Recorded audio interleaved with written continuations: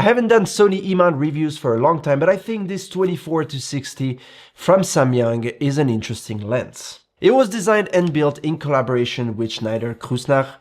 That's a company that was founded in 1913 and is a globally renowned German brand. Let's first check the sharpness of this lens with a chart test. This is an uncorrected image straight out of camera.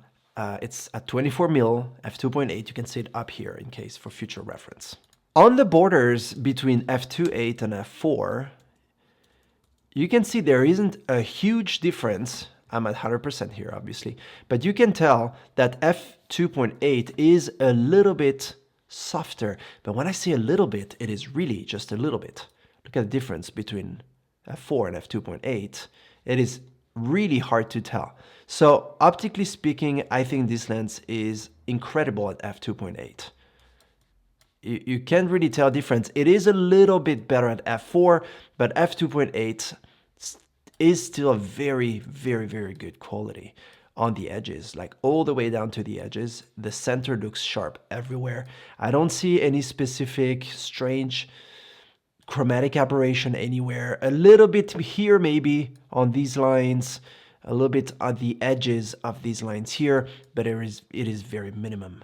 So overall at 24mm f2.8, it looks really, really, really good. Impressively good, actually. I'm impressed. And as you go higher up, you will notice that the image basically stays the same. I did not notice that much of deterioration.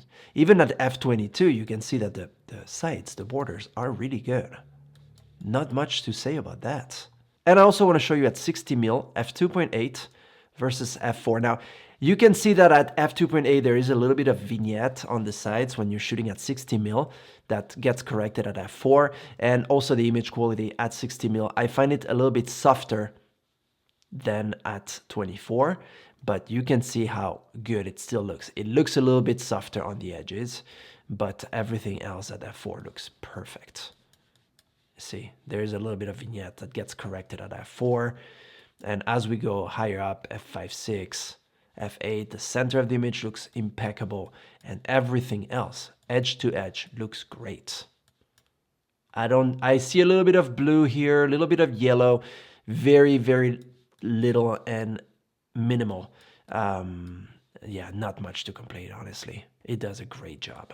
And let's see f22. f22 looks great too. You see, it's a little bit softer than at f16, but if you were to use this for a landscape, you wouldn't go all the way to f22 because of the diffraction. So if you use it between f11 and f16, it looks good at all apertures. It's got a maximum aperture of f2.8, minimum aperture of f22. The minimum focusing distance at 24mm is 18 centimeters, and when you're shooting tele at 60, the minimum focusing distance becomes 32 centimeters. It weighs 494 grams without the caps and without the lens hood, which is pretty okay, pretty compact and pretty lightweight for a 24-60.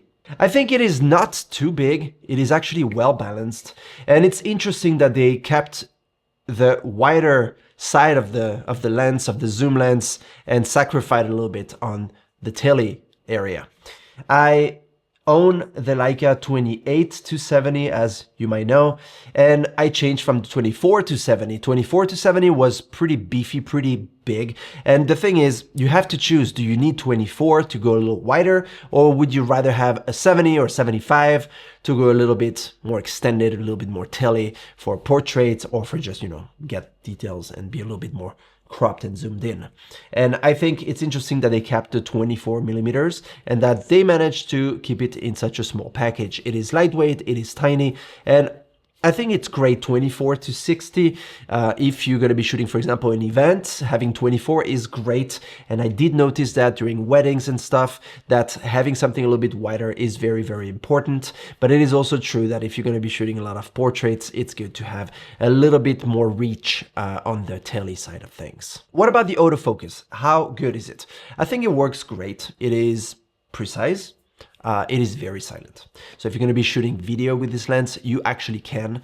I took a bunch of photos, by the way, throughout this video that you've seen using the ZV-E1. I only own a ZV-E1 and A7S III. Those are two cameras that are built towards video and not photography with its 12 megapixel sensor, but I anyways wanted to try, so all the photos you're gonna see are coming straight out of the ZV-E1. I did some basic correction of, you know, exposure in post, but that's about it.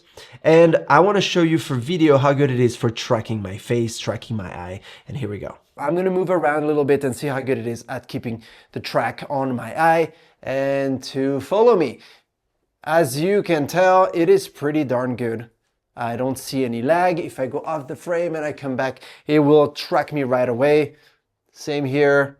It will find my face and then it's going to track one eye or the other depending on where I'm looking. I don't see any lag in tracking my eyes, which is great no matter how far or how close I go. So I'm going to try to go a little far away like so. And it seems to do a pretty good job at finding me. Let's get off the frame and let's go back in, and here we are. So overall, pretty good at tracking my eye. I'm actually surprised in good with this lens because it does do a very, very good job. I don't have much of an issue in tracking my eye and my face. No matter how close you get, it does a pretty good job. It is weather resistant, but the website does say, and I quote, "The lens is not guaranteed to be dust and drip resistant in all situations and under all conditions." Not sure what that means, but I guess it is weather sealed as a normal weather resistant lens. You don't want to submerge this thing and you don't want to just go crazy on it, but it is going to withstand some light rain and, you know, the elements if you're going to be in a dusty and or humid environment. I presume I live in Switzerland, and where I live, there isn't that much humidity or that much dust. So yeah, that's a good thing to have. And by the way, it's got what they call a hydro shield, which is a water and oil repellent coating. So in the front here, you're not gonna have so much water sitting there. Oil, I guess if there's oil in the air where you're shooting, if you're going to be shooting in a kitchen or if you're going to be shooting something, you know, that has some steam that might have some oil, it is repellent, so it's not going to stick to the front of the element. It's going to be easier to clean. It's got a physical autofocus manual focus button as well as a little customizable button that you can assign to, you know, turn things on and off. It's got a USB-C port at the bottom. That's going to be useful for future updates, so you don't have to go through a docking station like Samyang does for some lenses, some older lenses. You can do it straight from here. The lens barrel feels actually quite sturdy, comfortable, and good looking. It is all plastic, but it is made of high-strength aluminum alloy that provides a lightweight and durable housing and offers a reliable protection during both long and frequent use. I'm taking that information straight from the website of Samyang. I haven't used this lens long enough to tell you over the years if it's going to be indeed good and if it's going to, you know, keep up with daily use, but it does seem to be, you know, built in a better way, a little bit more sturdy, a little bit more, you know, a little bit better built. In fact, I also love the design. Now that we're talking about the build quality and how it looks, I like these little shapes, little pattern, diamond-like patterns on the zoom ring. I also like the grippy part that they used on the focusing ring. So overall, I think this is a great lens. Sharpness-wise, edge to edge, at pretty much all the apertures, besides f2.8 that could be a little bit sharper, but for the price, I think it's great. If you're looking at something that's wide enough at the lower, wider end of the spectrum, this might be it. If you don't mind having only 60 millimeters as its maximum zoom, and or you have something else, you know, a tele lens that can take over from that point, this is something I would personally consider getting. I see you in my next video. If you have any question, like always, write it down in the comment section below. Let me know if you got one for yourself or not. And I see you very soon. Don't forget to subscribe so you don't miss any of my future videos. Cheers.